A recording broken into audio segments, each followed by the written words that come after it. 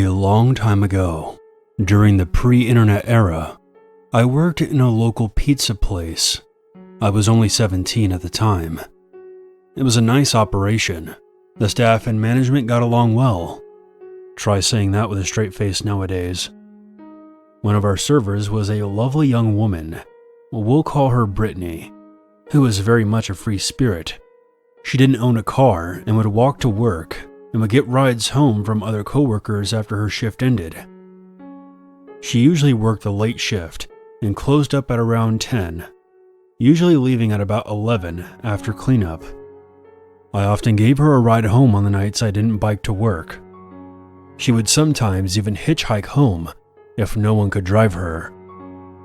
She was pretty fearless, but always kept pepper spray and a small knife in her purse, just in case.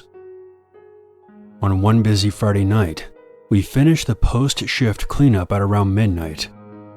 We were the only two left at the very end aside from the owner, who was in the office counting the cash drawers and cataloging the sales receipts. Remember, this was before computers, so this had to be done with an adding machine and pencils. I rode my bicycle that day, as it was really nice outside for the first time in weeks. The owner said that she would give Brittany a ride if she waited until the accounting was done. It would be about another hour or so. She decided not to wait and said that she would just hitch a ride home. We both tried to discourage her from doing that, and I told her that she might not even get a lift in an hour anyways. But she just laughed and said, "Hey, I'm a nice-looking girl with great legs. Somebody's going to stop, and I have myself a defense kit." Honestly, I don't think her penknife would have even cut an apple, but it was something, and the pepper spray she used would at least be effective. I walked her outside, and we talked for a while in the parking lot. She joked about sitting on the handlebars of my bike and saying that I could bike her home. Of course, that wasn't an option. So we both laughed. I offered to stay with her until she got a ride. But she said no thanks, and that no one would stop if they saw her with a guy on a bicycle, and that it would have made them suspicious that we were up to something. So we said our goodbyes and headed off in separate directions. She didn't report to work on her next scheduled day, which was the following Monday. This was highly unusual. She was never late for work, or missed a shift without calling. A couple of days later, her mom came in, frantically asking if her daughter had been to work. She hadn't come home or called since Friday night. If she was coming home late or staying at some place, she would always call her mother. We were all freaked out a little bit. Her mother eventually reported her missing, and the police came around and questioned both me and the owner about that Friday night. The owner, being a middle-aged woman and me being a goofy 17-year-old kid, didn't interest them much as potential suspects or even persons of interest. After the police left, the teasing started. Restaurant workers can be a hard bunch, especially the kitchen staff, and most have a very dark sense of humor, at least the ones that I worked with. This went on for the next few shifts, and things didn't help when it became evident that I was the last person to ever see her alive. The cops came back into the pizza place and questioned me again, and also my parents, which of course freaked them out. Finally, about a week after she went missing, a coworker was really giving me hell about it, telling the waitresses not to get too close to me or they might disappear. I finally had enough of his underhanded remarks. After he sarcastically asked me where I hid the body, I snapped back. "At the bottom of the fucking lake. You want to join her?" Of course, everyone who overheard this went, "Ooh," and egged us both on. Being 17 and stupid, I said, "Yeah, I put her on the handlebars, rode out to the dam, and threw her off. Now shut the fuck up and leave me alone." That quieted everyone down. He ended up calling me a few names, and we eventually returned to our duties.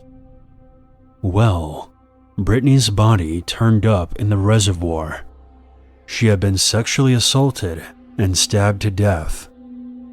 There was a reason her body wasn't discovered sooner, but I can no longer recall why. Needless to say, the cops got a whole lot more interested in me now, after that sarcastic tirade at the restaurant, where I unknowingly foretold almost the exact way her body was discovered.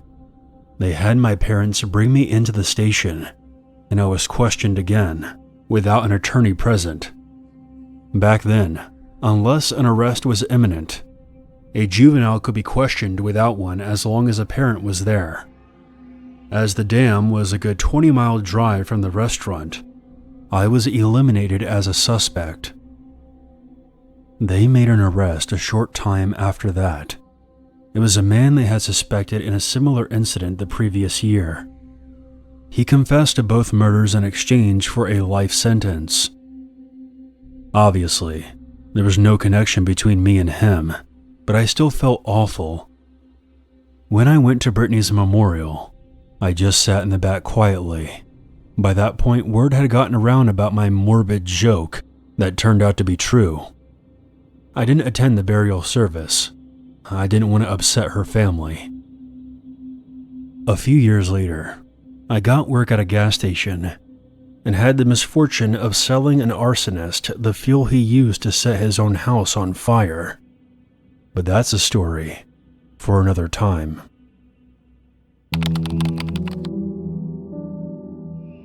One morning, when I was in elementary school, probably 3rd or 4th grade, I was awoken by my mom in a rush.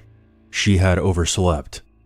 And since she always woke me up in the mornings, this meant that I too had overslept.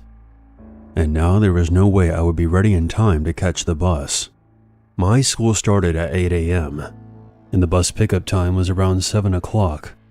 But it was already 6:40, and I was still in my pajamas, and I hadn't even had breakfast yet. So my mom decided that today, she would just tell the bus driver to go ahead, and she would take me to school that day, which would give me plenty of time to get ready. So I'm sitting there in the dining room, eating breakfast, still in my pajamas, and it's now around 6:50. We hear the bus pull up, about 10 minutes earlier than usual. My mom peeks her head out of the door into the foggy morning and waves the bus on. She closes the door and comes back inside, but the bus does not pull away. A short time later, we hear a knock at the door. My mom opens it and finds a man in a bus driver's uniform. He explains that he's a substitute driver because the regular guy called in sick. He tells my mom he knows he's a few minutes early, explaining that he wanted an early start since he didn't know the route too well. My mom explains to him that she's going to take me to school herself since we had woke up late. The man gets visibly upset and says that he could wait for a few minutes since he's already running ahead of schedule. My mom insists and says that I won't be ready to go in a few minutes and tells him to go on ahead. I remember that the man seemed angry about this, but turned around, got back on the bus, and left. I returned to eating my breakfast, and I still don't have my school clothes on at this point. But at 7 a.m. sharp, another bus pulls up to my house. Mom thought it was weird and goes outside to talk to them. She comes back inside, looking absolutely terrified, but doesn't say anything about it and just tells me to finish up and start getting ready for school. At the time, I didn't know what happened, but Mom would end up explaining a few years later.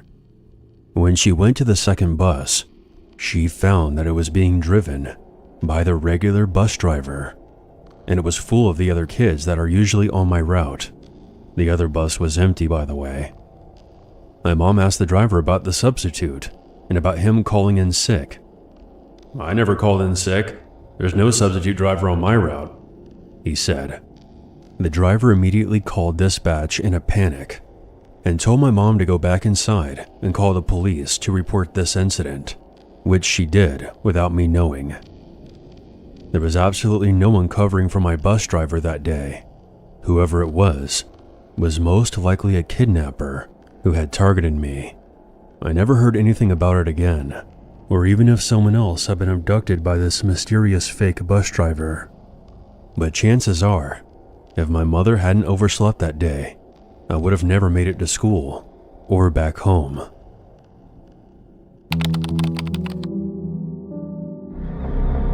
One evening when I was in my junior year of high school, my mom and dad went out, leaving me home alone. I had a lot of homework to do, so I spent the whole evening sitting at a desk in my bedroom. My parents left the house around 6 p.m. When I was doing my homework, I put on my headphones and I listened to loud music. There was a big storm that night, and my desk was facing the window, so I could see the rain and the lightning outside. My parents got back around 11 p.m. When I saw their car drive up, I took off the headphones. As soon as my mom opened the front door and came inside, I heard her shout out my name. "What on earth happened in here?" she demanded in an angry voice. Confused, I ran downstairs. My mom was standing in the hallway with a furious look on her face. She pointed at the floor and yelled, "Was this you?" I looked down and I saw that the carpet was covered in muddy footprints. "I have no idea how those got there," I said. "I spent the whole night at my desk doing my homework." I watched as the look on her face changed from anger to confusion and then to fear. We both realized at the same time that someone else must have been in the house. We followed the trail of footprints, trying to make sense of the whole situation. They started at the back door, which we usually left unlocked. Then we noticed something else. The footprints started at the back door, but there was no trail of footprints leaving through the back door. All of a sudden, we hear something loud, a pounding noise that echoed throughout the house. Then the sound of the front door being wrenched open and slammed shut again. We all ran into the garage and locked the door behind us. My mom took out her cell phone and called the police. She told them to come quickly as she shouted that someone's in our house. After what seemed like hours, a patrol car arrived with 2 police officers, a male and a female. One officer stayed with us in the garage, while his partner went through the house, searching room by room. When she came back, the female officer told us that there was no one in the house, and it was safe to go back in. As we were all breathing a high sigh of relief, she asked, "Whose bedroom is upstairs on the left?" My parents looked at me. "It's mine," I told the officer. She asked us to follow her. As we walked through the house, we could see the trail of muddy footprints leading from the back door through the living room, through the hallway, up the stairs, into my parents' bedroom, then towards my room. They stopped at my doorway. The female officer pointed at my door, which had been open the whole night. Scrawled on it in black marker was the following: 8:47, I see you. 8:53, you forgot to lock the back door. 8:59, you seem focused. 9:24, turn around. 9:47, look at me. 10:15, look at me. 10:37, look at me. 10:49, look at me. For more than 2 hours, someone had been standing in my doorway, watching me. To this day, I still shudder to think what would have happened if I had just turned around.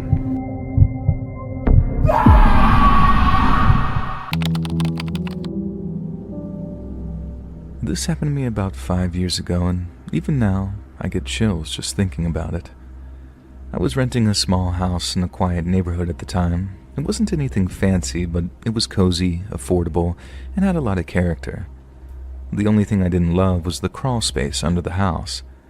The access door to it was in the laundry room, a square wooden hatch flush with the door.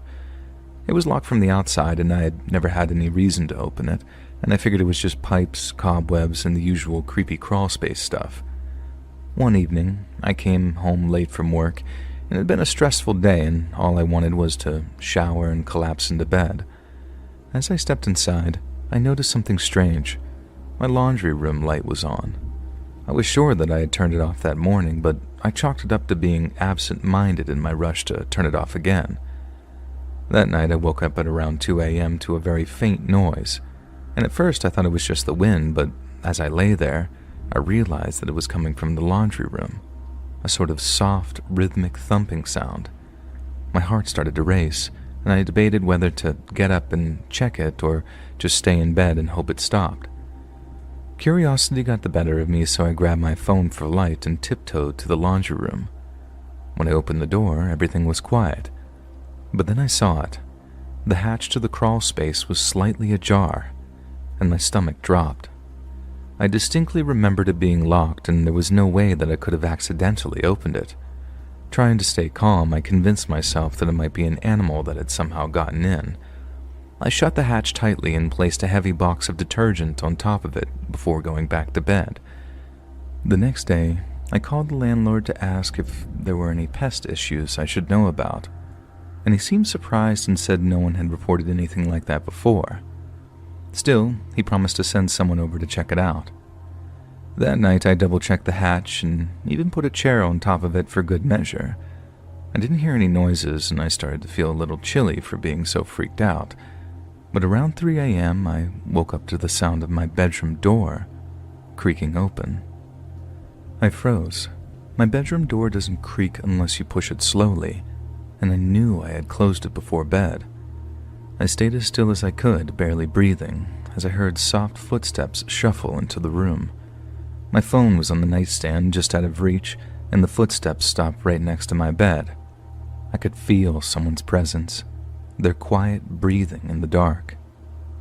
Summoning every ounce of courage I had, I grabbed my phone, turned on the flashlight, and swung it toward the intruder. There was the man, crouched on the floor, his face pale and gaunt, his eyes wide and unblinking. He looked just as startled as I was. I screamed and bolted out of the room, running outside to the neighbor's house. I banged on their door until they let me in, and they called the police. When the officers arrived, they found the man still in my house, hiding in that crawl space. He had a small mattress, some food wrappers, and a collection of random items that he must have taken from my house. The lock on the hatch had been tampered with, and from the looks of it, he had been living under my house for at least a few days, maybe even longer. And the scariest part, the police said that they found a notebook with detailed notes about me. He had written down my daily routine, when I left for work, when I came home, even what I wore. And there were also a list of plans, though they wouldn't tell me what was on that. I moved out the next week and stayed with my friends until I found a new place. And to this day, I have no idea how he got in or how long he had been watching me before I noticed that something was wrong. Our official merch store is finally here. If you want to support more of our channel, check out our merch shop. The link is in the description down below. See you on the next video.